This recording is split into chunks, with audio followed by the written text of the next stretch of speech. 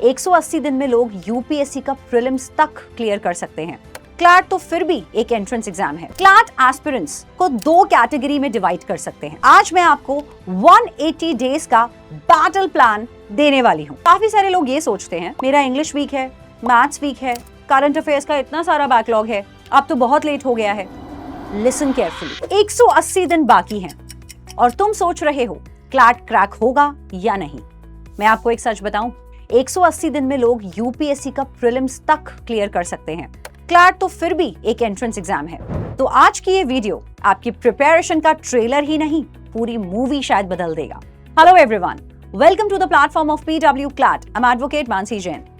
दोस्तों, CLAT aspirants को दो कैटेगरी में डिवाइड कर सकते हैं। कैटेगरी 1 जो हर दिन बोलते हैं कल से पढ़ूंगा, अभी तो बहुत टाइम है, पहले सिलेबस देख लेता हूँ, और फिर एग्जाम के एक महीने पहले panic mode on. Category number 2 जो एक रोड मैप पकड़ते हैं, उस रोड मैप को कंसिस्टेंटली फॉलो करते हैं और एग्जाम के दिन कॉन्फिडेंस के साथ पेपर फोड़ के आते हैं। सवाल यह है कि आप कौन सी कैटेगरी में फॉल करते हैं। तो अगर आप कैटेगरी 2 का हिस्सा बनना चाहते हैं, then stay till the end of this video, क्योंकि आज मैं आपको 180 डेज का बैटल प्लान देने वाली हूँ। नो फेक मोटिवेशन, ना ही वो 10 घंटे रोज पढ़ो वाला नॉनसेंस, सिर्फ प्रैक्टिकल रोड मैप। सबसे पहले एक मिथ तोड़ते हैं। काफी सारे लोग ये सोचते हैं मेरा इंग्लिश वीक है, मैथ्स वीक है, करंट अफेयर्स का इतना सारा बैकलॉग है, अब तो बहुत लेट हो गया है।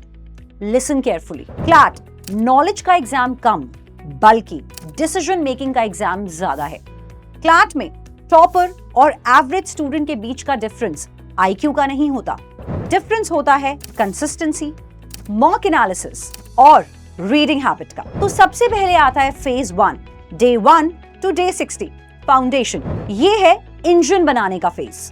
तो अगर क्लैट एक रेस है तो ये फेज भाग मिल्खा भाग का ट्रेनिंग मोन्टाज है। रेस अभी नहीं चल रही, मगर बॉडी और माइंड इसके लिए तैयार हो रहे हैं। So number 1, reading is equal to non negotiable.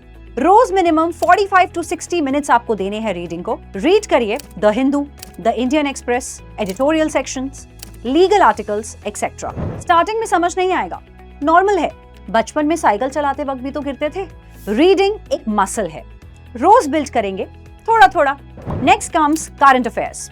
रोज 30 से 40 मिनट्स आप दीजिए करंट अफेयर्स के सेक्शन को। नोट्स बनाओ और याद रखना, क्लैट में करंट अफेयर्स का मतलब सिर्फ रट्टा मारना नहीं होता, कॉन्टेक्स्ट समझना है, क्या इश्यूज इंपॉर्टेंट हैं, बैकग्राउंड क्या है, इम्पैक्ट क्या है। Next comes legal reasoning section.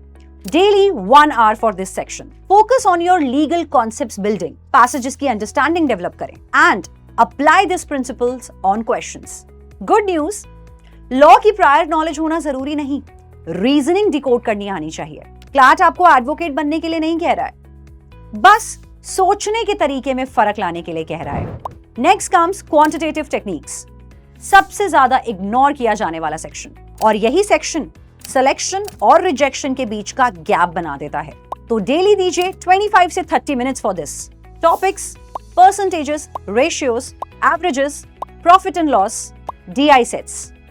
याद रखना, मैथ्स क्लैट एग्जाम में विलन नहीं है, डर आपका एक्चुअल विलन है। Phase 2, day 61 to 120, the acceleration phase. अब ट्रेनिंग खत्म और बैटलफील्ड शुरू। यहां से आपके मॉक्स एंटर करेंगे, और सही बताऊं, मॉक्स ही आपके असली टीचर हैं। So what should be your weekly mock rules? हर week 2 full length mock test और उससे भी important mock analysis. 1 mock is equal to 2 hours, analysis is equal to 3 to 4 hours. जी हाँ, एनालिसिस बहुत इंपॉर्टेंट है। हर मॉक के बाद अपने आप से पूछिए, गलती कहाँ हुई? नॉलेज इशू था, टाइम मैनेजमेंट इशू था, गेसिंग इशू था, या सिली मिस्टेक थी? इन सब गलतियों को लिखिए, मॉक एनालिसिस का सेपरेट रजिस्टर बनाइए। टॉपर सिर्फ मॉक देते नहीं, बल्कि टॉपर्स मॉक से सीखते हैं। Section wise targets. English, attempt accuracy should be around 80%। Legal, being the high scoring subject, आपका टारगेट होना चाहिए 85 to 90% एक्यूरेसी। लॉजिकल में एआर सेक्शन में पैटर्न रिकॉग्नाइज करना समझिए। क्रिटिकल रीजनिंग के लिए आर्ग्यूमेंट्स का कोर समझिए। जीके के लिए daily revision is mandatory. Maths में एटलीस्ट 8 मार्क्स को टारगेट जरूर करिए आउट ऑफ 10 और 12। याद रखना, क्लैट जीतने के लिए हर सेक्शन में 100 में से 100 नहीं चाहिए, ओवरऑल स्कोर अच्छा होना चाहिए। क्रिकेट में भी सेंचुरी जरूरी नहीं है, जितना जरूरी मैच जीतना है। Next comes phase 3, day 121 to 150। Now comes the war mode.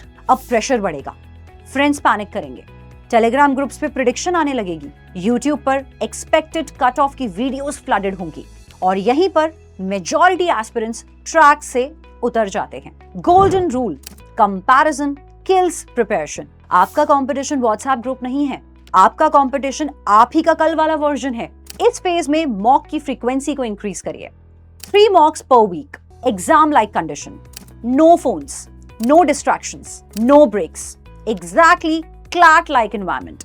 Revision system, एक मिस्टेक नोटबुक बनाइए, इसमें लिखो repeated errors, weak topics, tricky concepts. Exam से पहले यही नोटबुक आपकी गोल्ड माइन बनेगी। Now comes the last 30 days, the final push. ये फेज एवेंजर्स वाला एंड गेम है, सब कुछ यही डिसाइड होगा। यहाँ पर क्या क्या चीजें होनी चाहिए आपकी डूज एंड डोंट्स। तो सबसे पहले बात करते हैं डोंट्स की। New books no, new courses no, new strategy no, random topper videos exactly no. And what should be your dos? Mocks, analysis, revise, sleep properly, stay calm. Aspirants की सबसे बड़ी गलती क्या होती है? एग्जाम के लास्ट मंथ में वो सिलेबस कंप्लीट करने में लग जाते हैं, जबकि टॉपर रिवीजन कंप्लीट कर रहा होता है। Huge difference. अब एक सीक्रेट और सुनते जाओ। क्लैट का प्रिपरेशन 50% एकेडमिक्स है और 50% माइंडसेट। एग्जाम हॉल में सबको पैसेजेस मिलते हैं, सबको सेम पेपर मिलता है। डिफिकल्टी लेवल या सरप्राइजिंग एलिमेंट्स अगर हैं तो वो सबके लिए सेम है, लेकिन स्कोर डिफरेंट क्यों आता है? Because it's all about pressure handling. Remember this line, pressure is actually a privilege. Pressure तभी आता है जब गोल बड़ा होता है और क्लैट एक बहुत बड़ा गोल है। सो what should be your final 180 day formula?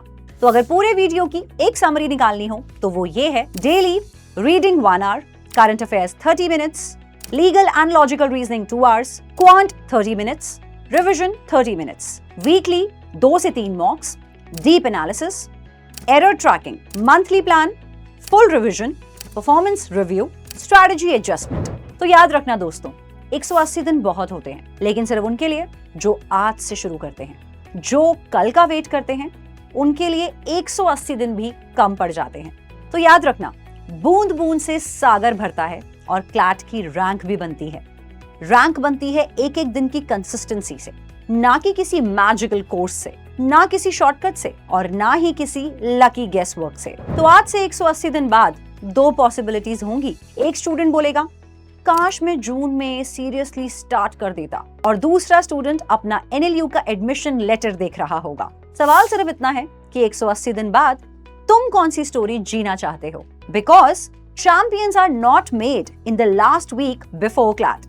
Champions are made in the ordinary days when nobody is watching. So, the clock has already started. Day 1 or 1 day. The choice is yours. Thank you so much.